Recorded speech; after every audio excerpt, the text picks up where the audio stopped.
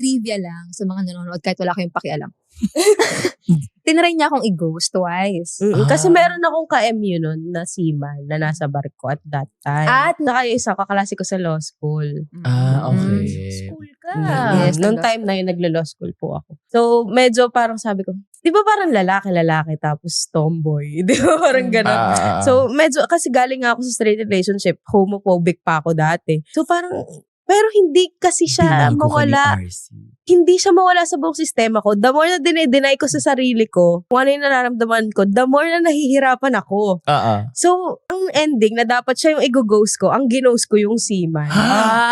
Nakakaasar rin ito. Parang, yabang Direct lang yung... focus ka sa mukha ko. Alam mo, iyak ka na dito para lang iangat ka. Sige na, pakita mo lang sa kanila na